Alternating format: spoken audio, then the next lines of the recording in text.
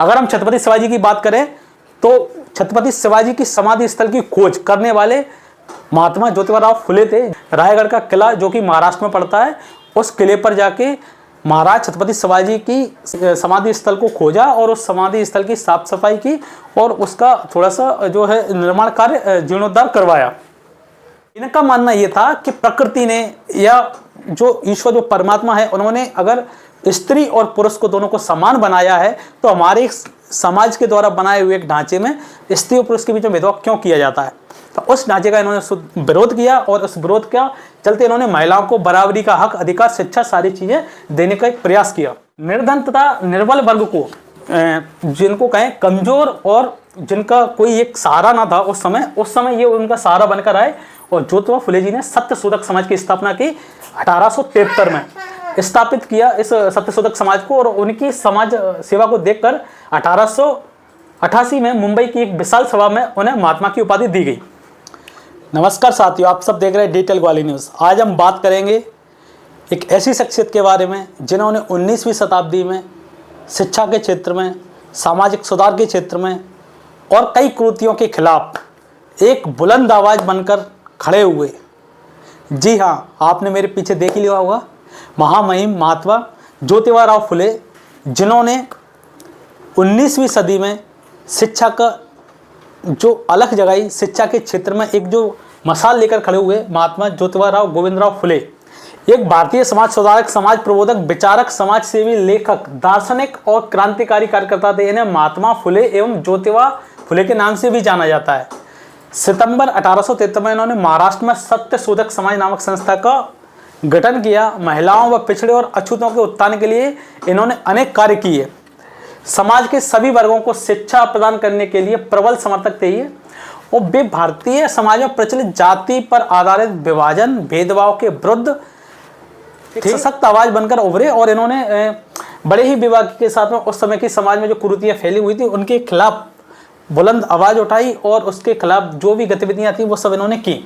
इनका मूल उद्देश्य स्त्रियों को शिक्षा का अधिकार प्रदान करना, बाल विवाह का विरोध करना, विधवा विवाह समर्थन कर रहा है। तो उस जमाने में जब हमारे देश में कोई अगर महिला 19वीं सदी से पहले की हम बात कर रहे हैं, उस समय अगर कोई महिला के पति एक्सपायर हो जाते हैं तो उस महिला को उस पति के साथ में सती किया जाता था। तो वो जो सती करने की परंपरा थी कहीं ना कहीं गलत थी, उसका विरोध इन्होंने किया। और इसके अलावा इन्होंने विधवा विवाह का भी पुरजोर समर्थन किया कि जो महिलाएं विधवा हो जाती हैं उनका फिर से विवाह होना चाहिए। फुले समाज की कुप्रथा, अंधश्रद्धा की जाल से समाज को मुक्त कराना ये चाहते थे। अपना संपूर्ण जीवन इन्होंने स्त्रियों को शिक्षा प्रदान कराने में, स्त्रियों को उनके अधिकारों के प्रति जागरूक करने में व्यतीत किया। 19वीं सदी में स्त्रियों को शिक्षा नहीं दी जाती थी। फुले महिलाओं को स्त्री पुरुष भेदभाव से बचाना चाहते थे। सबसे बड़ा जो कार्य ये किया, इन्होंने अपनी खुद की पत्नी को पढ़ाया, उन्हें लिखाया और पढ़ा लिखा के उनको एक अध्यापिका के रूप में उनके लिए एक स्कूल की स्थापना भी की, जिसमें उन्होंने उस वक्त की कई बच्चियों को पढ़ाया। और इनका जो आरंभिक जीवन जिस पे हम नजर डालें तो इनका जो आरंभिक जीवन है, महात्मा ज्योतिबा फुले का जन्म 1827 में पुणे में हुआ था। और पुणे का एक खानवाड़ी एक जगह है जहाँ पर इनका जन्म हुआ था। उस समय खानवाड़ी यानी कि पुणे ब्रिटिश इंडिया के अंतर्गत आता था। अभी ये वर्तमान में महाराष्ट्र का पुणे एक जिला है। उनकी माता का निधन बहुत ही जल्दी हो गया था जब इनकी उम्र 1 साल थी। इनका लालन पालन एक भाई ने किया। उनका परिवार कई पीढ़ी पहले सतारा से पुणे शिफ्ट हो चुका था।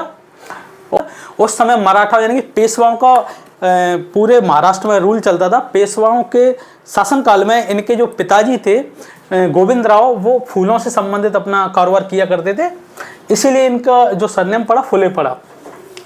और ज्योतिबा ने कुछ समय पहले तक मराठी में अध्ययन किया, बीच में पढ़ाई छूट गई और बाद में 21 वर्ष की उम्र में अंग्रेजी की 7वीं कक्षा की पढ़ाई पूरी की। इनका विवाह 1840 में सावित्रीबाई से हुआ, जो बाद में स्वयं एक प्रसिद्ध समाज सेवी बनी।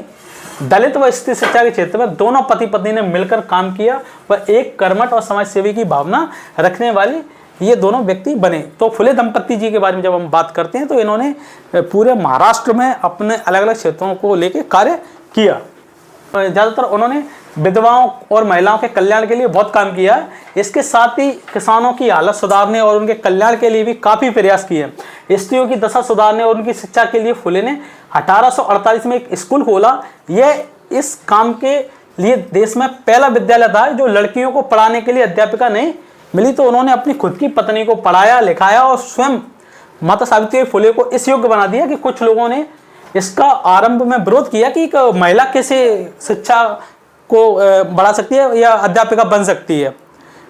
मुंबई उच्च न्यायालय में उस समय के जो पुरोहित थे, ब्राह्मण थे, उन्होंने इस बात का पुरजोर विरोध किया कि हिंदू परंपरा या रीति रिवाजों में एक ब्राह्मण के बिना शादी कैसे हो सकती है।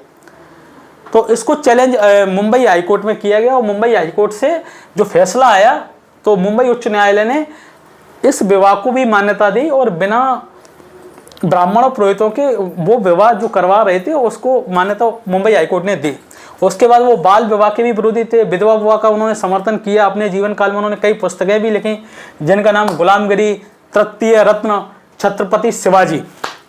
इसके अलावा इन्होंने राजा भोसला का पकाड़ा, किसान का कोड़ा, अछूतों की कैफियत। महात्मा ज्योतिबा राव फुले की अगर हम बात करें तो 11 अप्रैल को पूरे देश भर में इनकी एक जयंती मनाई जाती है और जिसके साथ में हमारे ग्वालियर शहर में भी इनकी जयंती का आयोजन बड़े ही हर्षोल्लास के साथ किया जाता है। और पिछले कई वर्षों से लगातार पूरे मध्य प्रदेश में भी इस तरह का आयोजन किया जा रहा है। 2023 में ग्वालियर में भी एक भव्य यात्रा इनकी जयंती के रूप में निकाली गई। तो इस बार भी ग्वालियर शहर में और ग्वालियर शहर के अलावा अन्य छोटे छोटे शहर जितने भी हमारे आसपास हैं उनमें भी महात्मा ज्योतिबा फुले की एक जयंती पर 11 अप्रैल को चल समारोह निकाला जाता है और इस चल समारोह में काफ़ी लोग हिस्सा लेते हैं, पूरे परिवार के साथ आते हैं और परिवार के साथ आकर बढ़ चढ़कर अपना हिस्सा लेते हैं। आपको ये पूरी जानकारी कैसी लगी एक बार कमेंट में जरूर बताएं। डिजिटल ग्वालियर न्यूज़ आप देख रहे थे, मैं गौरव कुशवाहा। जय हिंद।